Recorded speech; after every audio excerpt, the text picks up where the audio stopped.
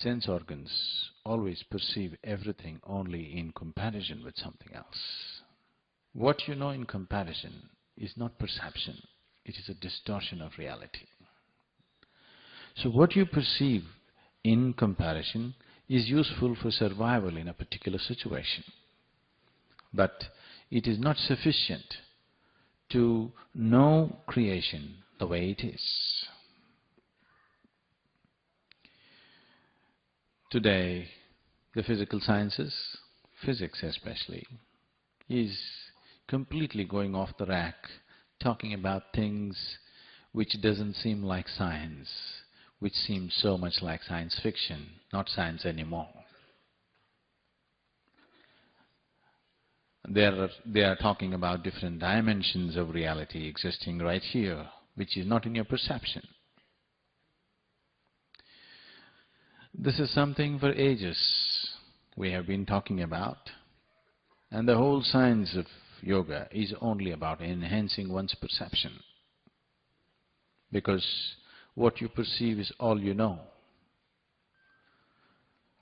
What you perceive is what you know. Rest is just your imagination. Without enhancing one's perception, trying to know the ways of the creation will only lead to all kinds of contradictory theories and confusions. One big manifestation of this is today the two most dominant theories which are dominating and guiding, which are guiding principles behind almost every fundamental research that's going on in physics is the general relativity and the quantum mechanics. One is describing the ways of the cosmos, another is describing or defining the ways of the atomic and the subatomic. But what is really freaking the scientists out is that the general theory of relativity and the quantum theory can never agree with each other. They're diametrically opposite to each other. Or in other words, your perception or your conception is that the atomic is working against the cosmic, or the cosmic is working against the atomic, which is just absurd. Because they are not different, and what you call as the atomic is the building block for the cosmic. There is no way they can work against each other. But now the two theories we have, that's what they suggest. And scientists are aware today that this cannot be true. So we spend a lot of time propounding theories where it takes another 50 years, 100 years for us to disprove it. This has been the way it's been going. This science has been useful because this science you can convert it into technology and make it useful in so many different ways. It is only for the value of technology that science has become valuable. I want you to differentiate between science and technology. Technology is the application part of it. If you take away the application part of it, in terms of knowing, the way sciences approach knowing has been very rudimentary and very limited in so many different ways. If you look at the aspects of science, the way it is being explored, it is very relative and limited. Only because of technology that comes out of this science, it has become very relevant, not otherwise. Another reason why spirituality has become irrelevant in large number of people's lives is people who talked spirituality could not produce the necessary technology which will make a difference for people. They only talked about ultimate well-being, but such a thing never occurred to anybody. Because people could not make technology out of the spiritual sciences, the spiritual science became irrelevant. Because it is a subjective science, and it needed a completely different kind of laboratory and a completely different kind of focus and perception. It became more and more irrelevant because people spoke of spirituality only as a philosophy. Today, people are talking about spirituality and philosophy as if they're the same. Spirituality is a science which is not concocted by you, but philosophy is something that you concoct, something that you make up in your mind. If we interview every one of you, each one of you have your own kind of philosophy. There is nobody who is not a philosopher on the planet. Do you know this? There is nobody on the planet who is not a philosopher. Everybody has his own philosophy. You ask anybody, they have their own philosophy. You meet a great philosopher, of course he has a very elaborate philosophy. You meet a petty criminal, he has his own philosophy. You talk to your servant maid and see, she has her own philosophy. Is it so? You just talk to the beggar on the street, actually he has his own philosophy. So philosophy is something that you concoct to create a certain psychological comfort and a feeling of knowing which is not true. Spirituality is not something that you concoct, it is something that you explore. If you want to explore these dimensions, the only and only way is to enhance your perception. Without having necessary methods to enhance your perception, if you approach it, definitely it looks like a dead end. Now, when you say spirituality, you're talking about something that you're unable to perceive through the five senses. You're talking about a dimension which is beyond the physical. And the five senses, the very way they are made, they can perceive only that which is physical. Anything that is not physical, you cannot see it, you cannot smell it, you cannot taste it, you cannot hear it, nor can you touch it.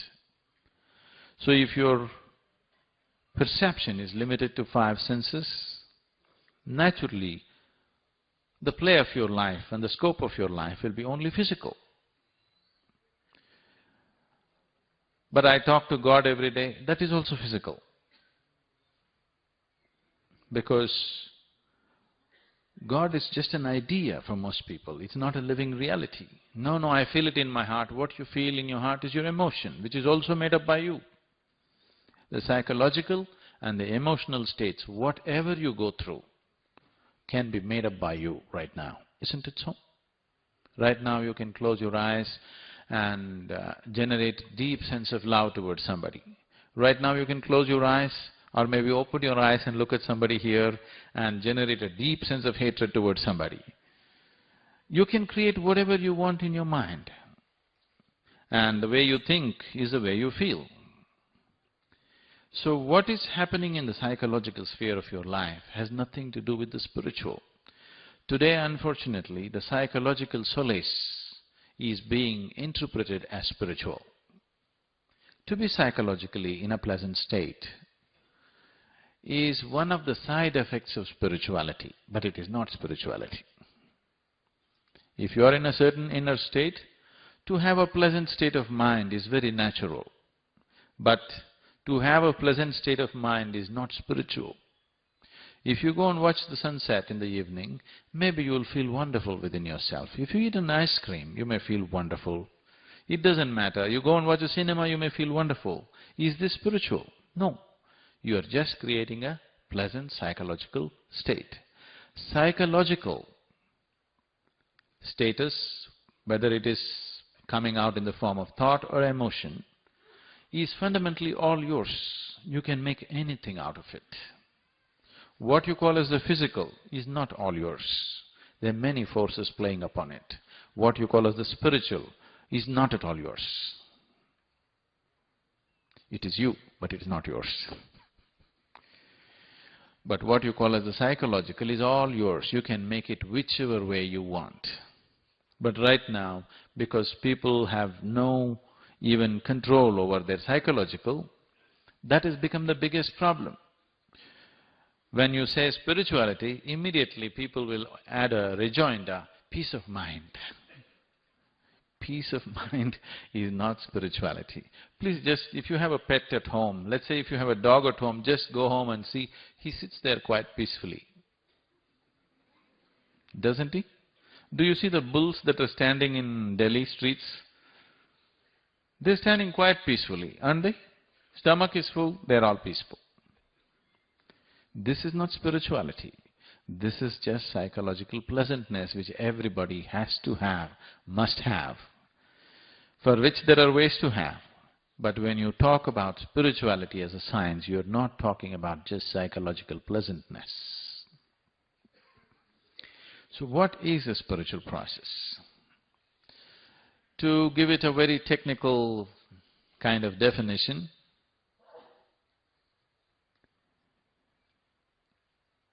if your experience of life transcends the limitations of the physical, then we can say you're spiritual. Psychological is still physical. When I say still physical, see, for example, the microphone is physical. The electricity that is powering this is also physical. Maybe not so, so physical in terms of being able to see, but it is also, what is flowing through this wire is also physical, isn't it? And what is coming out of the speakers in the form of sound waves is also physical, isn't it so? Yes? Isn't it coming and hammering on your eardrums? So, what you call as thought is physical. What you call as emotion is physical. So the psychological is also belongs to the physical realm, but on a subtler space. So what we are looking at as spiritual is a dimension which is beyond the physical, which is the source of the physical. Now, the whole idea of creator has entered human mind only because of our contact with the creation. There was no creation, we wouldn't have thought of a creator, obviously. What is the most intimate part of creation that we know in our life is always this one. See, anything that you experience through the five senses is not happening outside, it's always happening inside, because the seat of your experience is within you, not outside of you. Right now you're looking at me, it makes you believe that I am here, but that's not true. Right now, as far as your experience is concerned, these lights are falling upon my body, reflecting, going into your lenses here and projecting an inverted image. You know all the story. So actually you're seeing me not here, but in your mind. You're hearing me also in your mind, not here, isn't it? Not where I speak, but where you perceive it within you. Every experience is within you because the seat of your experience is within you. So this level of perception is sufficient for survival. If survival is all we are seeking, this level of perception is sufficient. If you have started seeking the creator, then this level of perception is not enough. If you want to play in the creation, five senses are more than enough, you can live well. But now your life is not about living well, you want to know the very source of life.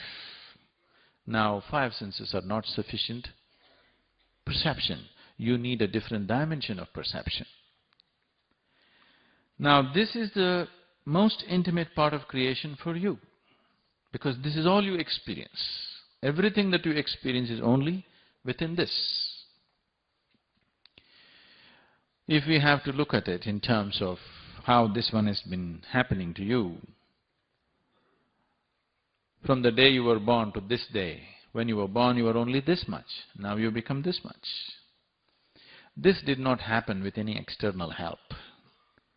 Maybe we gave the raw material from outside in the form of food, but the whole creation process is happening from inside.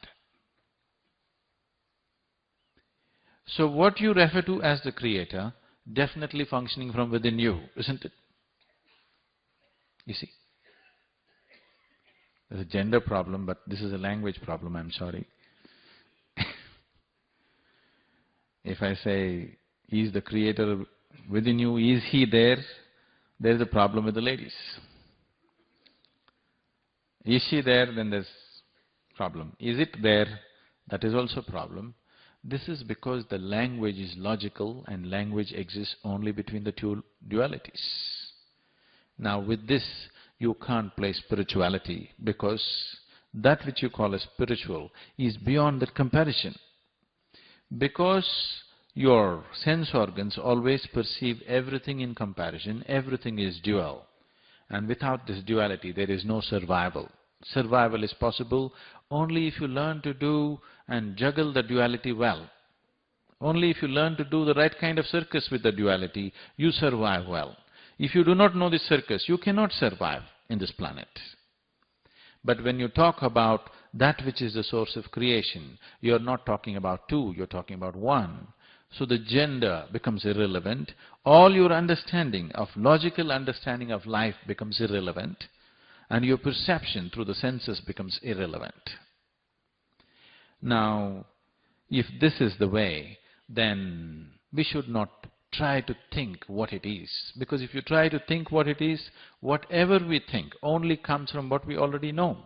All our thought is functioning from the data that has already been fed into it. One cannot perceive the nature of the Creator by thinking about it. If you think about it, you will hallucinate after some time. It can create psychological well-being. For most people, largely, God has been taught to them, depending upon what kind of community, what kind of society, which part of the world. Accordingly, different types of gods have been taught to them. They believe it. So because they believe it, they think about it naturally, and it can become a very strong thought process which gives them certain sense of stability, comfort, confidence above all, but no clarity. Confidence without clarity can be disastrous. You can't see clearly, but you're very confident. Could it be disastrous? Yes. Do you see, your vision is not clear, but you're very confident driver. Is it going to be disastrous?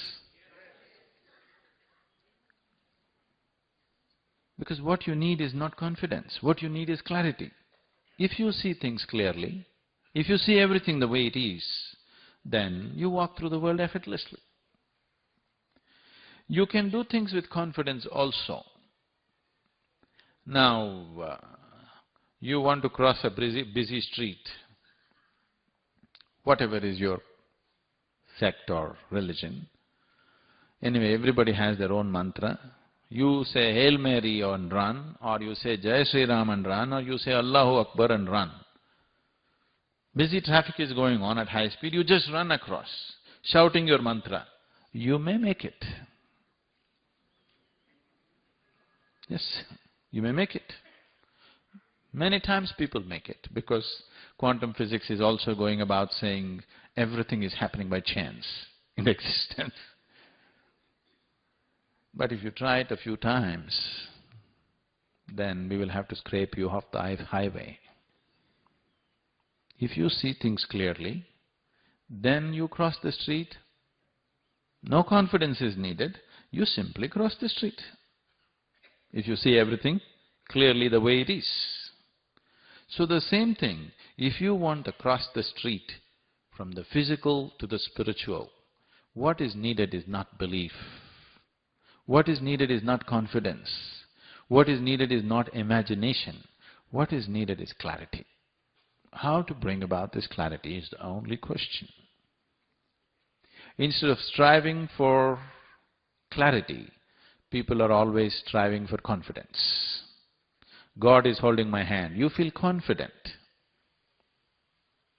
It makes you very confident. And this confidence has destroyed the world in so many ways. So many ways. If you do something stupid today in your life, tonight your intelligence will bother you. Why did I do this? But if you believe in something 100% and you believe you're doing God's work or whatever, then you are utter confidence.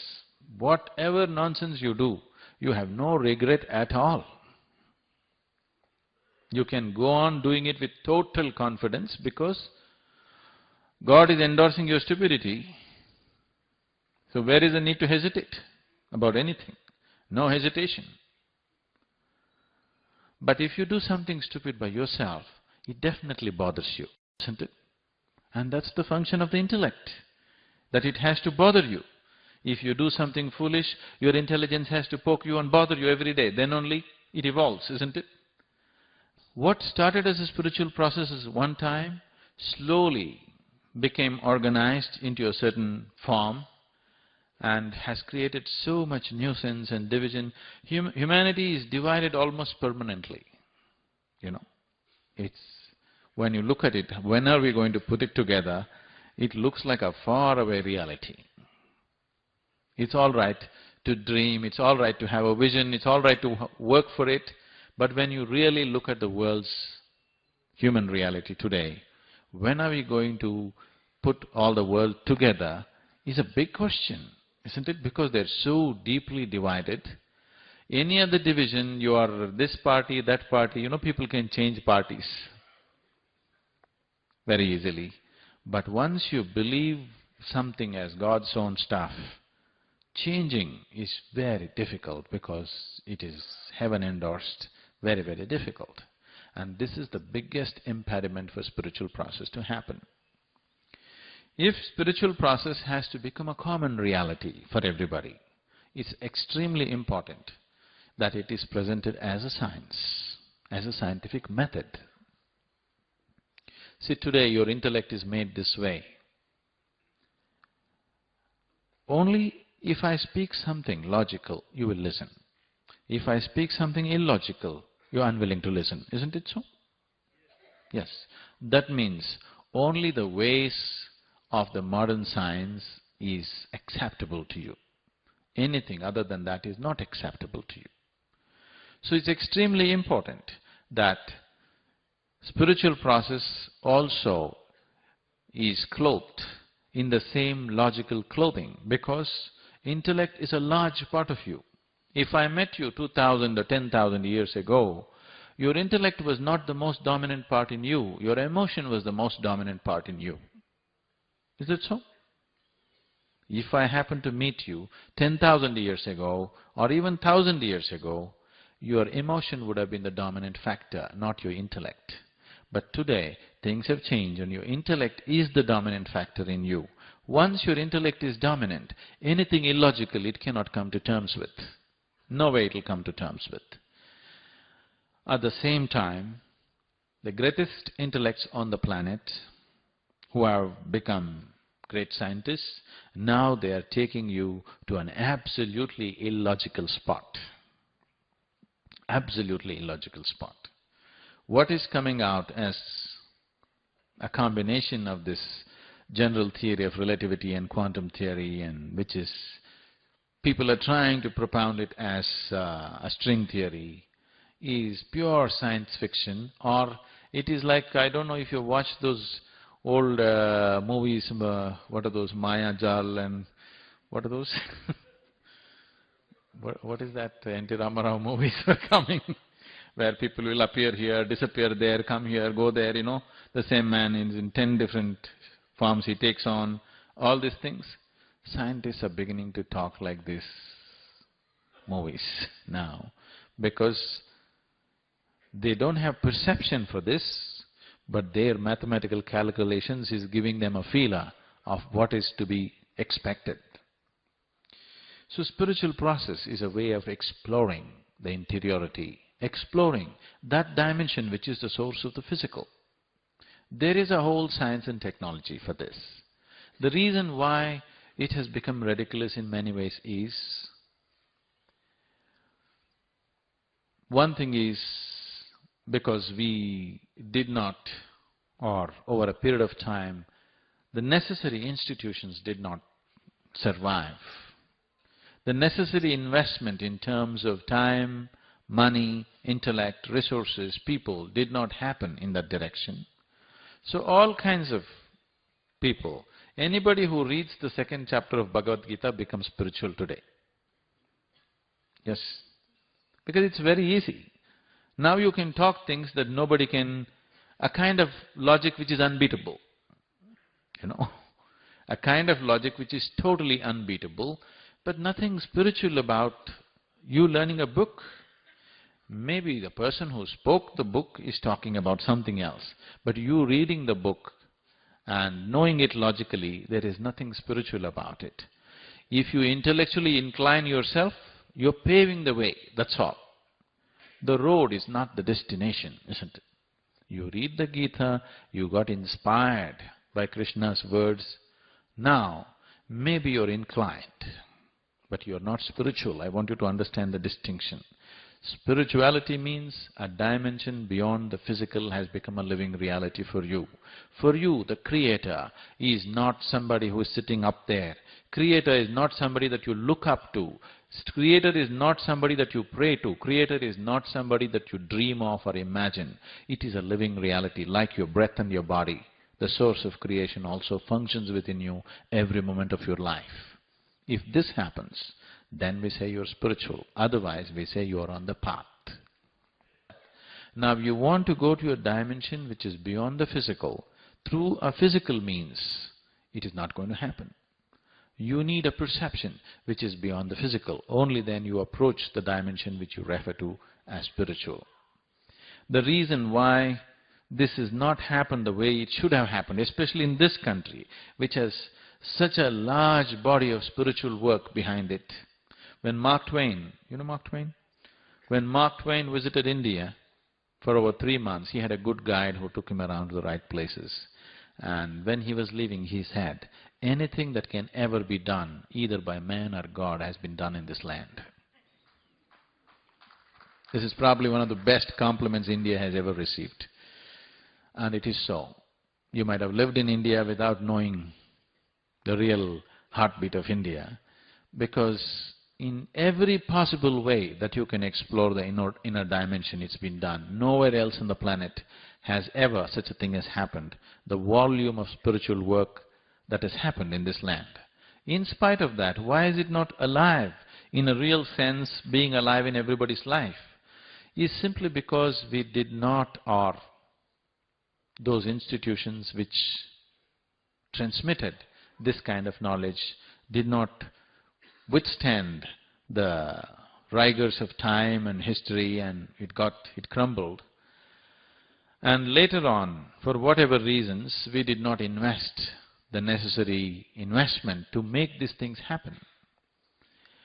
Especially today, because people are talking in terms of, everything is fast food and fast whatever. Without investing the necessary time or effort, people want to do things. Because of this, spiritual sciences are becoming more and more ridiculous. On the street side, without any commitment, people want to do spirituality. Because of this, because it became a commercial force by itself, because it became a product that could be sold and bought, it became loose. Because a subjective dimension cannot be approached without the necessary focus. In the sense, see, for example, can somebody tell me what's the greatest movie that you ever saw in your life? A cinema. Okay. Okay. Do Aankhe Bara Hath, whatever. So it had why you are saying it's the greatest movie is, it had a big impact on you. So you went into the cinema theater, you sat in the dark house, breathing everybody else's exhalation, breathing in everybody's exhalation, sat there glued to the screen. Instead of this kind of arrangement, instead of this kind of very focused arrangement, where everything else was cut off, dark room means everything else is cut off. Your whole attention is right there on the screen. Instead of this, let us say, you're driving on the street, every advertisement hoarding that you see turns into your video screen and everywhere it's playing. You are driving, once in a way you watch Do Aankhe or Bara Hath. and you saw the movie like this, would it have the same impact on you? Even a simple cinema needs a focused approach, otherwise you will miss the whole point, isn't it so? It's just two-dimensional. Cinema is just two-dimensional, and that needs total attention, otherwise you'll miss the whole import of what it is. When this is so, when you talk about spiritual, out of which every dimension in the existence has come out of, you need absolute focus. And right now the necessary dedication to create this focus and dedication is what is missing. Because of this, spiritual sciences are becoming a ridiculous process where scientists are just dismissing it as nonsense. But slowly it is getting its foothold here and there. Somebody was mentioning three different fora. One is the World Economic Forum. For the first time, such a thing was unthinkable just 2-3 years ago. For the first time this year, they have a session called Spirituality and Science. This was just unheard of. World Economic Forum is supposed to be totally of a different scale and no question of spirituality there, but for the first time science and spirituality segment has come up there also. Because scientists are they're facing a wall, they're not able to look beyond that. They need some help somehow, how to go beyond this. Because the physical stops at a certain point, how to explore beyond that? Because if you do not explore that, everything that you have explored in the physical seems all contradictory and mixed up. Now, exploring spirituality, what it means. See, if you just move your hand like this, you can feel the air, which normally you did not feel, isn't it? Right now you're sitting here, this place there is air, but you can't feel it. Though you're breathing it, you still can't feel it. But if you just move it, you can feel it. Suddenly, little movement that you created with your hand, you are able to feel something that you could not. You are perceiving something that you normally do not. So similarly, that which is the source of this creation, if you want to feel it, you have to create a little moment inside. Without that little moment, you will not feel it. You have to create a certain dimension of intensity inside. All yogic sadhana is only towards this. Yoga is not about giving you therapy. It is not about your backache or headache or asthma or whatever. Health benefits that come out of yoga are purely side effects of yoga. Yoga is not a therapy, it's a discipline. If you take this as a discipline, therapeutic values are there. Therapy will happen, but you never do yoga as a therapy. It is done as a discipline. Because using it as a therapy is like… Can I tell you a story? I seek your permission because the moment I say once upon a time, many people here, the light is right, you will think it is bedtime. Let us say you have never seen an aircraft in your life. You do not know the very concept of flight.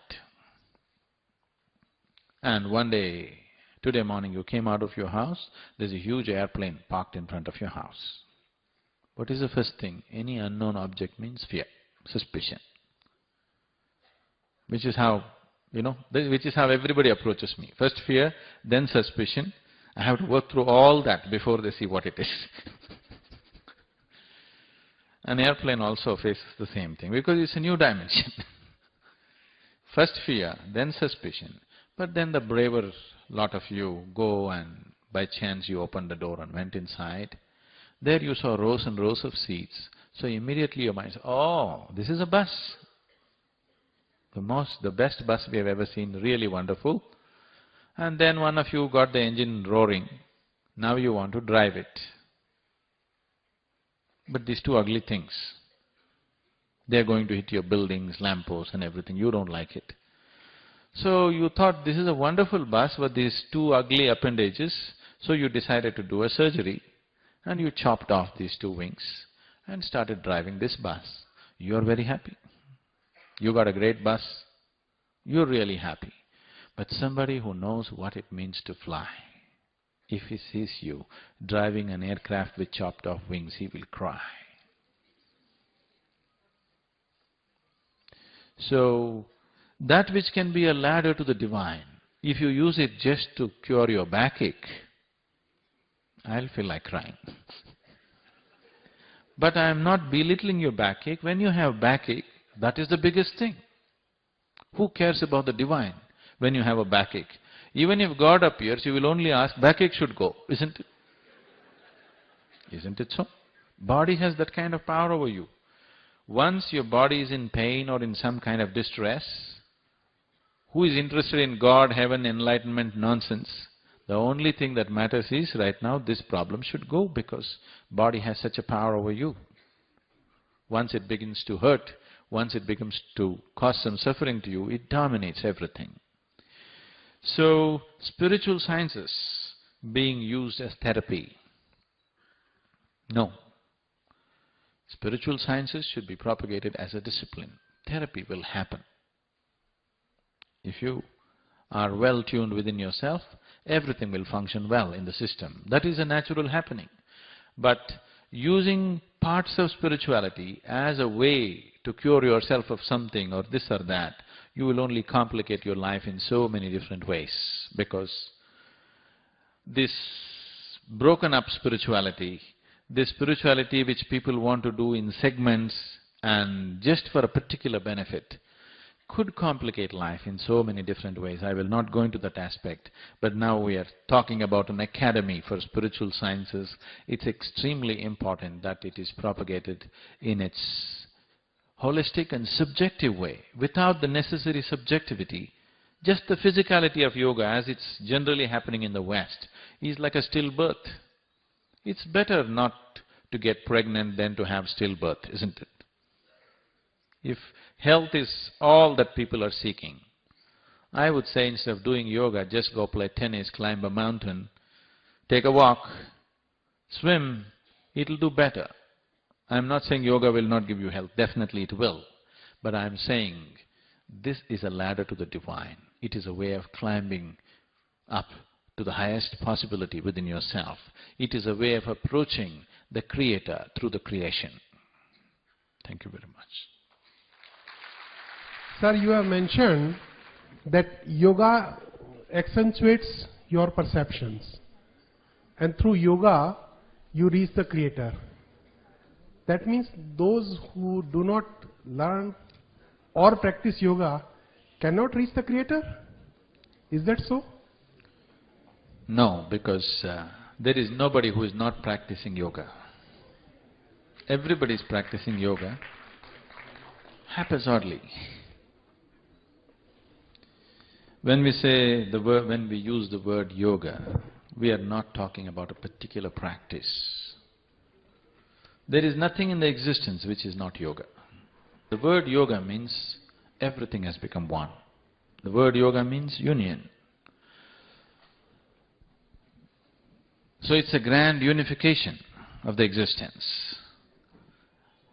When we say yoga, we are talking about a level of perception where you have seen everything as one.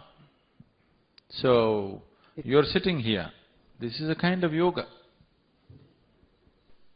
Just being able to sit in one place is a kind of yoga, and that's what most of the yogis did, isn't it? Just sit in one place.